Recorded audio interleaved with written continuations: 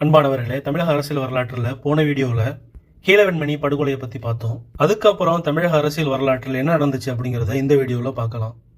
தமிழகத்துடைய எல்லைப் பகுதிகளை மீட்டெடுக்க போராடியவர்களில் ஒருத்தர் வடக்கெல்லை போராட்ட தளபதி மா.பொ.சி., இன்னொருத்தர் தெற்கெல்லை போராட்ட தளபதி மார்ஷல் நேசமணி. அவருடைய முழு பெயர் கேசவன் அப்பாவு நேசமணி. காங்கிரஸ் கட்சியை சேர்ந்தவர். எல்லை போராட்ட விவகாரங்களில் நேசமணியுடைய பங்களிப்பு மிக அதிகம்.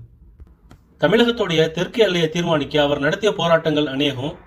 கேரள அரசின் கடுமையான அடக்குமுறைகளுக்கு மத்தியில் அவர் நடத்திய போராட்டங்கள் மக்கள் மத்தியில் நேசமணியின் செல்வாக்கு வெகுவா உயர்த்தியது. அதன் காரணமாக அவரை 3 முறை மக்களவைக்கு அனுப்பி வச்சாங்க நாகர்கோவில் தொகுதி மக்கள். 1967 நடந்த தேர்தலையும் அவர் தான் வெற்றி பெற்றாரு. அவருடைய திடீர் மரணம் காரணமாக இடைத்தேர்தல் அறிவிப்பு வெளியானது. விருதுநகர் சட்டமன்ற தொகுதியில் தோல்வியடைந்திருந்த காமராஜரை டெல்லிக்கு அனுப்ப நாகர்கோவில் இடைத்தேர்தல் சரியான வாய்ப்பு அப்படின்னு கருதுனாங்க காங்கிரஸ் தலைவர்கள். காமராஜருக்கு அதுல விருப்பம் இருந்துச்சு. விஷயம் கேள்விப்பட்ட நொடியிலிருந்து ராஜாஜிக்கு கைகள் பரப்பறக்க தொடங்கின. இடைத்தேர்தல் மூலம் காமராஜருக்கு கிடைக்க போகும் அரசியல் மறுமலர்ச்சியை அவர் துளியும் ரசிக்கல. சுயராஜ்யா பத்திரிகையில ஆவேச கட்டுரை ஒன்று எழுதினாரு. நாகர்கோயில் தொகுதியில இடைத்தேர்தலில் காமராஜர் வெற்றி பெற்றா மத்திய அமைச்சரவையில் அமைச்சர் ஆயிடுவாரு, அங்கே இருந்து தமிழக அரசை இஷ்டத்துக்கு ஆட்டி படைக்கலாம் அப்படின்னு தன்னுடைய சுயராஜ்யா பத்திரிகையில ஆவேசமா கட்டுரை ஒன்று எழுதியிருந்தாரு ராஜாஜி. ஏற்கனவே சட்டமன்ற தேர்தலில் தோல்வியடைஞ்ச காமராஜர் மேலும் இதில் தோல்வியடைஞ்சா அவருடைய செல்வாக்கு டெல்லியில் குறைஞ்சிரும் அப்படின்னு காங்கிரஸ்காரர்கள் பயந்தாங்க. ஆனாலும் போட்டிக்கு தயாரானார் காமராஜர். ஆளுங்கட்சியான திமுக பொது தேர்தலில் சுதந்திர கட்சி போட்டியிட்ட தொகுதி நாகர்கோவில் அப்படிங்கிறதால கூட்டணி தர்மத்தை கடைபிடிச்சு அந்த கட்சிக்கு இடைத்தேர்தலையும் ஆதரவு அளிப்போம் அப்படின்னு சொல்லிடுச்சு. மாநிலத்தில் திமுக அரசு அமைந்துள்ள நிலையில காமராஜர் போன்ற செல்வாக்கு நிரம்பிய தலைவர் டெல்லியில் முக்கிய பதவியில் இருந்தால் அது தமிழகத்துக்கு நல்லது தானே அப்படின்னு அண்ணாவிடம் கேட்கப்பட்ட போது அண்ணா என்ன பதில் சொன்னார்னா, காமராஜர் தங்க காப்பு தான், ஆனால் அதை இப்போது நாங்கள் அணிந்து கொள்ள இயலாத நிலையில் இருக்கோம் அப்படின்னு சொன்னார். காமராஜர் தேர்தலில் நிற்பதோடைய நோக்கத்தை விமர்சனம் செஞ்சாரே தவிர போட்டியிலிருந்து விலகும் திட்டம் எதுவும் ராஜாஜிக்கு இல்லை. காமராஜரை எதிர்த்து தொழிலதிபர் டாக்டர் மத்தியாஸை நிறுத்துவதுன்னு முடிவு செஞ்சிச்சு ராஜாஜியோடைய சுதந்திரா கட்சி. டாக்டர் மத்தியாஸ் பணபலம் உள்ளவர், தொகுதியில் செல்வாக்கு நிரம்பியவர். ஆனாலும் காமராஜருடன் ஒப்பீடு செய்து பார்த்தபோது மத்தியாஸின் வெற்றி அத்தனை சுலபம் இல்லை அப்படிங்கிறது எல்லாருக்கும் புரிஞ்சிருச்சு. டாக்டர் மத்தியாஸுக்கு ஆதரவா மார்க்சிஸ்ட் கம்யூனிஸ்டுடைய வாக்குகளை பெறத்துக்காக திமுக முயற்சி செஞ்சிச்சு.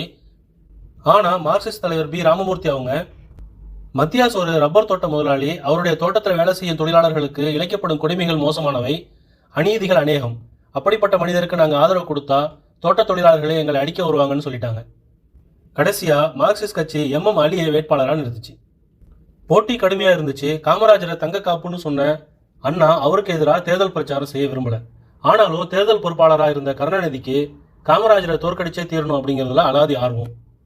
பிரச்சார படம் ஒன்றை எடுத்து அதில் அண்ணாவை பேச வைக்க விரும்பினாரு. கருணாநிதியோடைய வற்புறுத்தல் காரணமா கேமராவுக்கு முன்னால் நின்றார் அண்ணா. அந்த பிரச்சார படம் இடைத்தேர்தலில் களப்பணி ஆற்றியது. தேர்தல் முடிவு வெளியான போது திமுகவுக்கு அதிர்ச்சி காத்திருந்தது. சுமார் 2.5 லட்சம் வாக்குகள் வித்தியாசத்தில் வெற்றி பெற்றிருந்தார் காமராஜர். மாறாக சுதந்திர கட்சியுடைய வேட்பாளர் மத்தியாஸுக்கு சுமார் 1.25 லட்சம் வாக்குகள் கிடைத்தன. மார்க்சிஸ்டுடைய வேட்பாளர் சொற்ப வாக்குகளையே பெற்றிருந்தார். உண்மையில் இடைத்தேர்தல் தோல்வி என்பது சுதந்திர கட்சிக்கான தோல்வி அல்ல, திமுகவுக்கான தோல்வி அப்படிங்கிறது தான் உண்மை.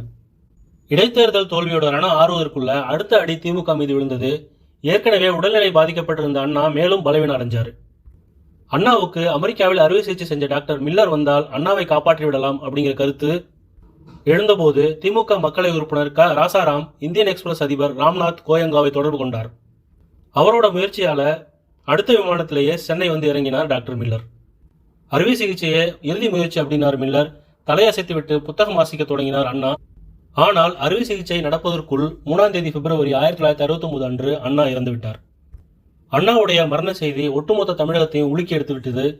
இறுதி ஊர்வலத்தில் கலந்து கொள்வதற்காக தமிழகத்தின் பட்டி தொட்டியில் இருந்தெல்லாம் மக்கள் சென்னையை நோக்கி திரண்டனர்.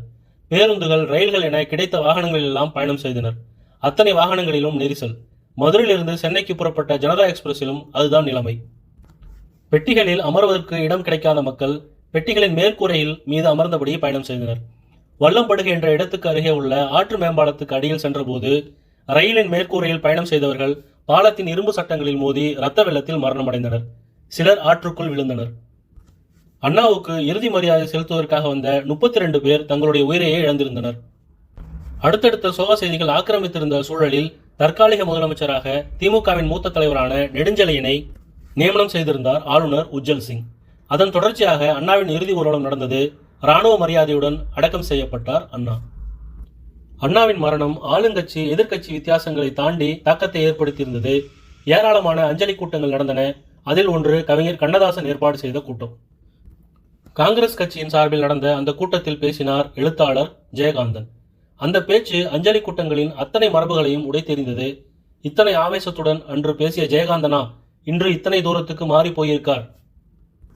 காங்கிரஸ் எதிர்ப்பு, வடவர் எதிர்ப்பு எனும் கொச்சை அரசியலினால் ஏதோ ஒரு ஜனக்கும்பலை வசீகரிக்கின்ற அண்ணாதுரை எனது கவனத்தை கூட தன்பால் இழுத்ததில்லை. எல்லா விதமான பலவீனங்களையும் தனக்கும் தனது கழகத்துக்கும் சாதகமாக பயன்படுத்திக் கொள்ளும் அளவுக்கு சமுதாய நாணயத்திலும் அரசியல் நாணயத்திலும் மிகவும் பலவீனப்பட்டு போன அண்ணாதுரையை திமுக கழகம் தனது தலைவராக வரித்துக் கொண்டதில் ஆச்சரியமில்லை. அண்ணாதுரை தனது வாழ்க்கை முழுவதிலும் புதிய புதிய தவறுகளையே செய்து கொண்டிருந்தார். அரசியல் ரீதியாகவும் மக்கள் செல்வாக்கு அடிப்படையிலும் பார்த்தால் அண்ணாவும் ஜெயகாந்தனும் இருவேறு துருவங்கள். ஆனாலும் திராவிட இயக்கங்களின் தீவிர விமர்சகர் என்ற முறையில் ஜெயகாந்தனின் கருத்துக்கள் ஒரு காலத்தில் பலத்த அதிர்வுகளை ஏற்படுத்தின. அண்ணாவை இந்த அளவு மோசமாக விமர்சனம் செய்த ஜெயகாந்தன் இன்று காங்கிரஸ் சார்பில் நடந்த அஞ்சலி கூட்டத்தில் கலந்து அண்ணாவுக்கு அஞ்சலி செலுத்தினார். இதுக்கப்புறம் தமிழக அரசியல் வரலாற்றில் என்ன நடந்துச்சு அப்படிங்கிறத அடுத்த வீடியோவில் பார்க்கலாம். நன்றி, வாழ்த்துக்கள்.